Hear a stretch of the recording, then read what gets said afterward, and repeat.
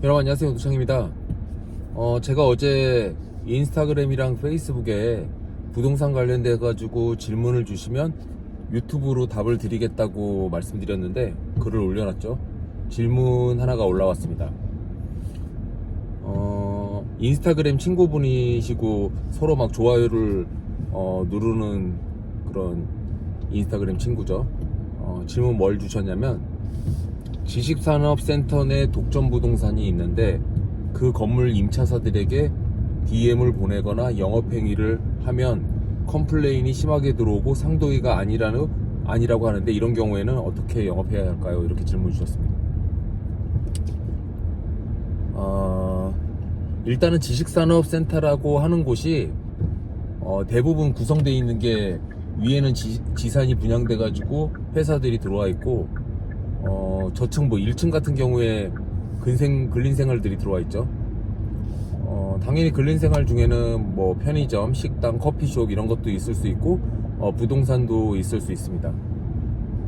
건물 특성상 지식산업센터도 규모가 크면 가산이나 구로 같은 경우에는 부동산 자체도 여러 개 들어와 있는 경우가 있는데, 이 독점 부동산이라는 의미를 한번 되새겨 봐야 됩니다. 이 독점 부동산이라는 게 그 지산의 규모 때문인지는 모르겠지만, 부동산이 하나만 과연 들어와 있는 것인지, 아니면 실제 분양을 할 때 부동산은 이 건물에 A라는 부동산 딱 하나밖에 입주할 수 없다 이렇게 돼 있는지, 그 사정은 알아봐야 돼요. 근데 그 두 가지 이유를 다 떠나서 독점 부동산이라고 하는 용어는 없어요. 예를 들어 가지고 A라는 지식산업센터 건물이 있는데, 쉽게 표현하면 그냥 가산 지식산업센터라고 합시다. 그 가산 지식산업센터라는 건물 안에 1층에 부동산이 있는데, 이 질문을 주신 분이 영업을 열심히 하고자 그 지식산업센터 내에 있는 입주자들한테 이사를 할 건지, 확장을 할 건지, 매매를 할 것인지, 이런 다양한 부분을 물을 수 있겠죠. 그 묻는 과정에서 방문할 수도 있고, 우편물을 보낼 수도 있고. 근데 그 우편물이라는 게 결국은 한 건물에 다 들어있는 입주자들을 대상으로 영업을 하다 보니까 등기 우편이나 이런 걸로 보내는 경우도 있겠지만, 그 우체통에 꽂는 경우도 많이 있죠. 똑같은 우편물이 우체통에 쫘르르 꽂혀 있으면 대부분 사람들은 그걸 스팸으로 이해할 거예요.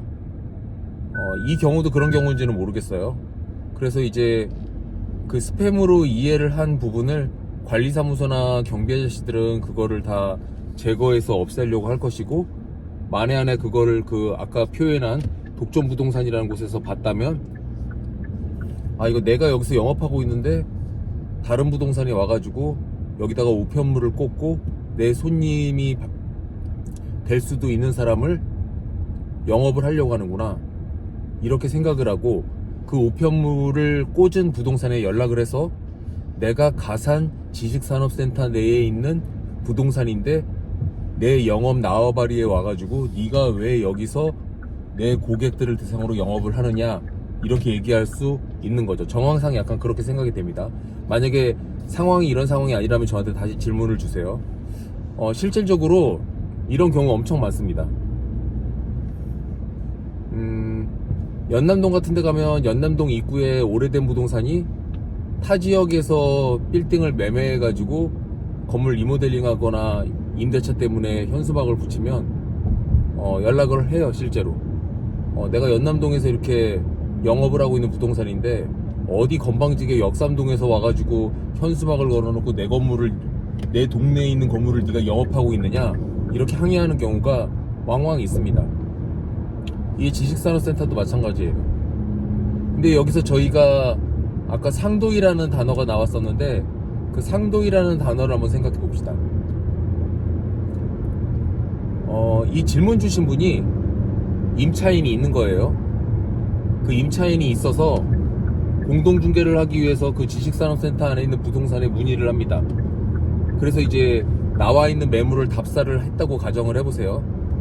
그래서 답사를 했는데 답사하고 보니까 관심 가져하고 수수료도 크고, 그래서 실제로는 그 부동산이 소개해준 물건인데도 불구하고 어차피 그 몇 호인지 뭐 801호인지 704호인지 다 오픈됐잖아요, 답사를 함으로 인해 가지고. 그래서 이제 직접 그 704호나 801호 소유자나 거기 사용하고 있는 사람이 소유자라고 하면 접촉을 하셔가지고 내가 손님 그때 답사시키지 않았냐, 그 답사시킨 부동산이 전속이냐, 전속이 아니라고 하면 내가 진행해도 되겠느냐, 이렇게 물어보는 거죠. 그렇게 물어보고 실제로 공동중개를 시작했음에도 불구하고 공동중개를 하지 않고 내가 임대인과 임차인을 다 핸들링 해가지고 계약을 하고 수수료도 온전히 내가 다 가져간다. 이런 거는 어떻게 보면 상도율을 어기는 거고, 뭐 심하게 얘기하면 도둑질이죠. 이런 건 해서는 안 돼요. 근데 원천적으로 내가 그런 개연성이 없이 그 해당 물건의 부동산에게 소개받은 것도 아니고, 그 물건이 내 영업지역 안에 들어있는 건물이다 보니 내가 가서 그 건물 안에 있는 임차인을 만나고 이사 계획을 물어본다든지 뭐 등기부를 뗀다든지 아니면 방문해서 그 소유자를 접촉해서 혹시 네가 그걸 매매할 생각이 있는지, 아니면 본인이 갖고 있는 그 매물에 공실이 있으니 내가 채워도 되겠는지, 이런 거를 물어보는 거는 전 상도회가 아니라고 생각합니다. 상도회를 어긴 게 아니죠. 마땅히 그렇게 영업을 해야 된다고 생각을 합니다. 물론 그 1층에 있는 부동산은 기분 나쁠 수도 있겠지만 그거는 기분 나쁜 거고요. 그게 만약에 기분 나쁜 것이 아니라 법적으로 어떤 큰 문제가 될 만한 일이라고 하면 전화를 해서 컴플레인을 하는 것이 아니라 고소를 했을 거예요.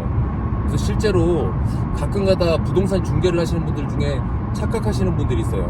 뭘 착각하냐면 열심히 하는 것과 남이 열심히 해가지고 내 영역에 들어와가지고 내가 벌 수도 있는 돈을 가져가는 것, 그거에 대해서 화를 내시는 분들이 있거든요. 그 화를 내는 경우에 제가 그런 분들을 그런 얘기를 듣게 된다면 저는 그런 말씀을 드리고 싶습니다. 지가 열심히 해야 되는 겁니다. 본인이 열심히 해가지고 얼마나 좋아요. 자기 1층에 있고 그 위에 15층 20층 있으면 본인이 거기 찾아가가지고 임차인 만나고, 누가 그 1층에 앉아가지고 전화나 받고 들어오는 손님만 받으라고 했어요. 본인이 열심히 하지 않았는데 자기가 그 동네에서 부동산을 한다고 해서 다른 동네에 있는 사람이 와가지고 영업을 하는데 그걸 영업 방해인 것처럼 생각을 하면 안 되는 겁니다. 왜냐하면 저희가 사무실을 동대문구에 개설을 하든 강남구에 개설을 하든 그거는 구청에서 허가를 내주면 사무실을 개설할 수 있는 거고, 우리나라 대한민국법 어디에도 동대문구에서 부동산 하는 사람이 역삼동이나 속초에 와가지고 땅을 팔지 말라는 법이 없습니다. 그래서 실제적으로 그 컴플레인을 받았다는 것 자체는 저는 열심히 했기 때문에 그래도 컴플레인도 받았다. 영업을 열심히 하지 않는 사람에게는 분쟁도 없습니다. 단 아까도 말씀드렸듯이 그 분쟁의 어떤 시발점이 상도일을 어겼다든지 법적으로 문제가 된다든지 그러면 안 돼요. 근데 내가 내 영업을 열심히 함으로 인해 가지고 상대방에게 컴플레인을 들었다? 그런 거는 너무 신경 쓰지 않으셨으면 좋겠습니다. 오히려 더 열심히 해야죠.